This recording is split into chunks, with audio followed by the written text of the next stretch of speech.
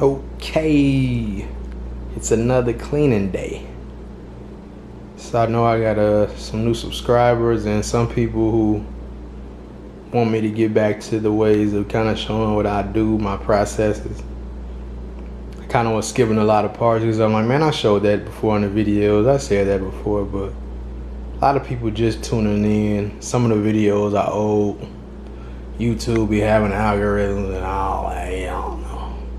But yeah, I'm gonna just show the process. This is Evaporust. If you don't know what that is,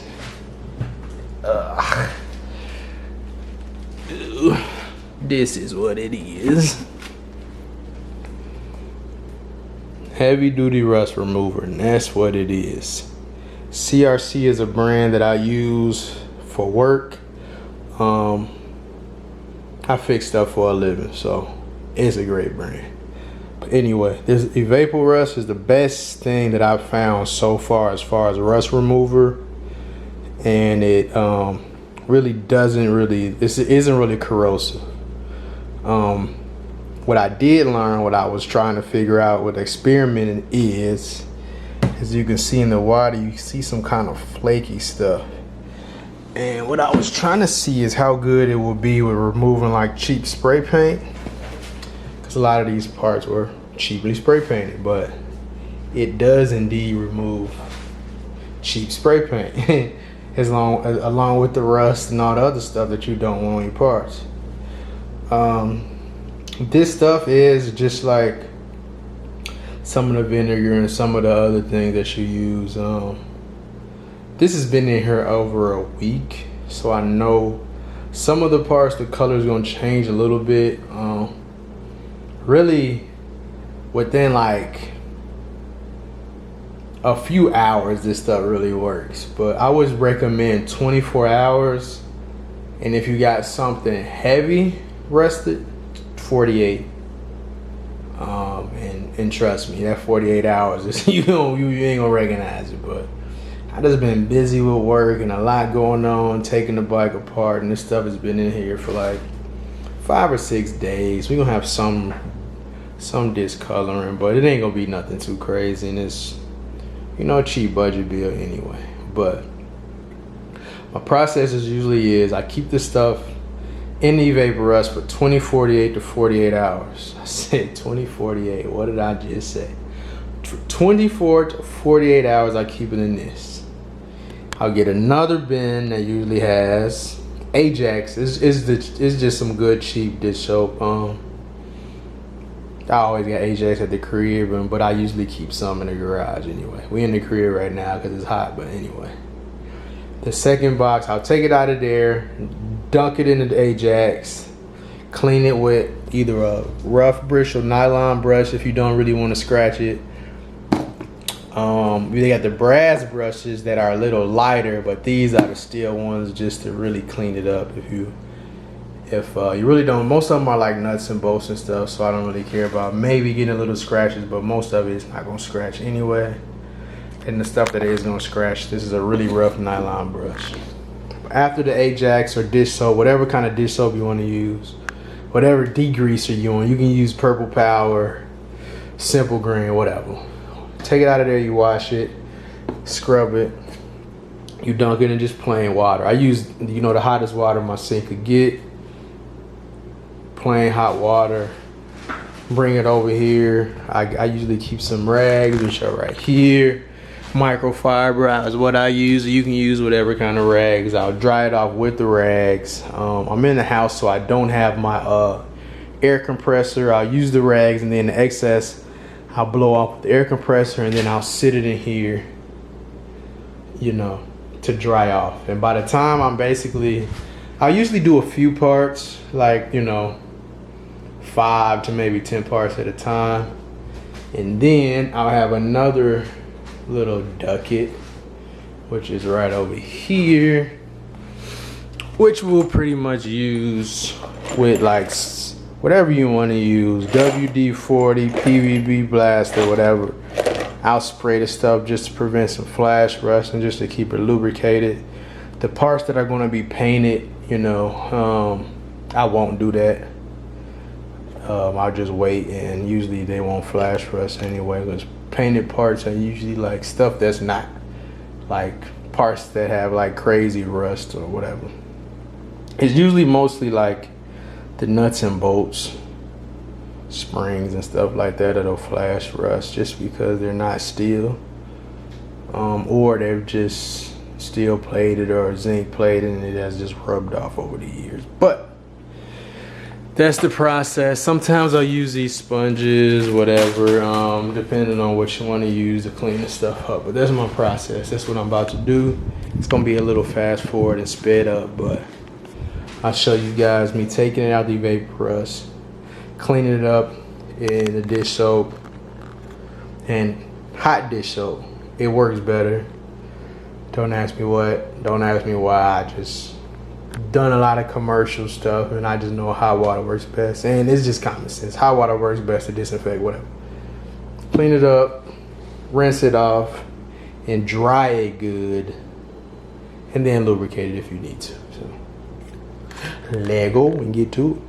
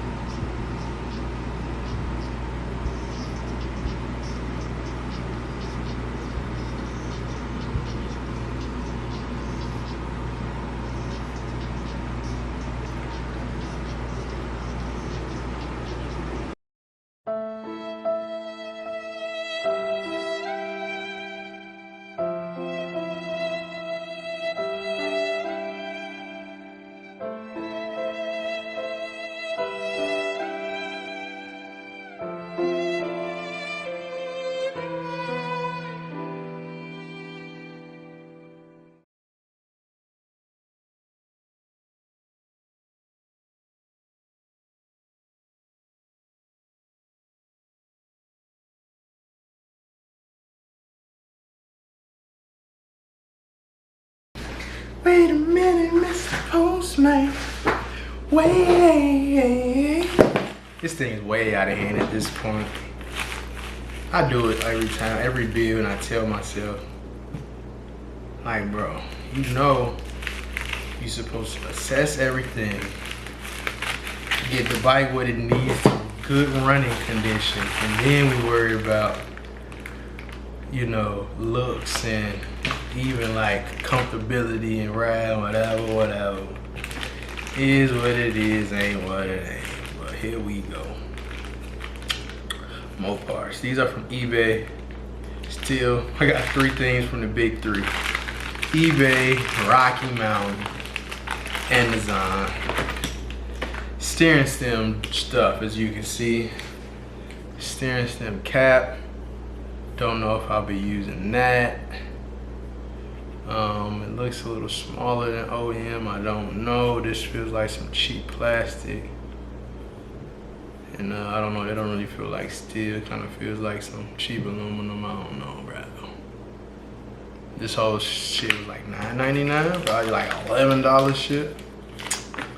This is the steering stem cap. I might use it, I don't know, just for looks. Little washer, I don't know. I don't know why this don't look like the right size, bro. Hold on, let me try. Oh, it's the right size, alright. It is indeed the right size. And this is a cap, so you wouldn't even really see it and dust get in. So I don't know, I might try that. We might try that. And this is the main thing that I got it for, the bearings. My bearings, the balls kind of just fell out and I kind of lost them, I don't know, but hopefully it works with the OEM race.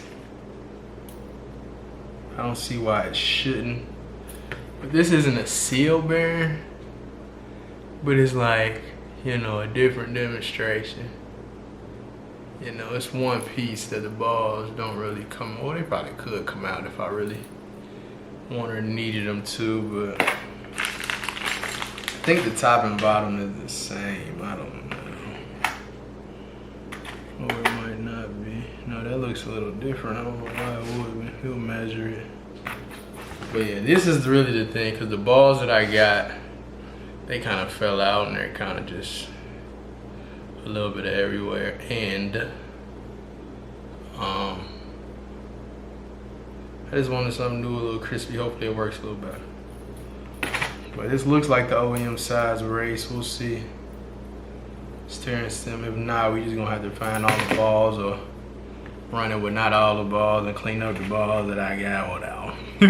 Clean up my balls. But yeah, that's that. It ain't too many things that can be flat on a dirt bike. I didn't even realize when I bought it, it said buy again. I'm like, you sure? I didn't buy this before. But forget XR100 and the XR80 got the same parts. It is a Cometic clutch cover gasket. So we took the clutch cover off, and of course that old bike and how rusty and crusty everything is, of course the clutch cover didn't stay intact. This is actually cheaper than the OEM gasket, and it's the Cometic one, which is aluminum, and you know this ain't really tearing. It's not, you can reuse it. It's a side cover gasket, it's not like a head gasket, so this is something that you can reuse, you know, plenty of uses without leaking. So, and this is like $8.99. Can't beat it with a stick. I was like, damn. Well, Steve, these should steal from these, bro. Go steal from one that steal from somebody that's still, I don't know. Leave me alone, yo. I tell you that, cause I don't want to have to unalive it. Anyway, yeah, we got some pods. OEM. It's crazy because like I bought like 8 nuts and bolts from like Ace Hardware and Home Depot before, but over the years, like when it comes to boats now, except for certain shit, like it's best to just like get a boat kit, like from Boat or I think Fastener, whatever. It's some companies that sell boat kits. I would say get one of those. Or just go OEM, because like if you just buying regular hardware, like especially stainless steel, that you try to get it better because it's not gonna rust. But bolts don't even be cheap no more, bro. Anyway, I got another oil screen. I wonder why these come gold and the OEM ones are silver. This is the second one I bought, because I bought one for the 100 too, but I don't know. I just wanted a new one. The one that I got is filthy, and I'm gonna clean it out and run a couple oil cycles just to clean out the motor for obvious reasons. But we got another bolt. This, I believe, is the foot peg bracket bolt that was just, I don't know, it just kind of deteriorated, it seemed like. I feel like one side of the bike was like sitting in water, or water got in the motor somehow. It was just something going on with it. We got one side that's more rusty than the other, and the bolts are just not so good. This is the rear axle bolt. Rear axle bolt that's also, I don't know, for some reason, like the threads on it ain't so good, so I just bought a new one. It ain't that expensive. And this is, I believe, the kickstart bolt, which also has some damage. I don't know, some of these bolts just got damaged threads. I don't know. But we keeping the parts, and if we need to, we'll chase the threads or maybe rethread the part. But we want the bolts to have good threads so they don't ruin the part. This is the cheap part. Instead of like buying the foot peg bracket or buying like the kickstart, which is more expensive, like we just get the bolts. And then this, I don't even remember what this is. Oh, I did get this. I forgot I got this. The carb that was in it, it was one thing he told me. He was like, it's leaking gas all the time. I ride it like that, whatever. But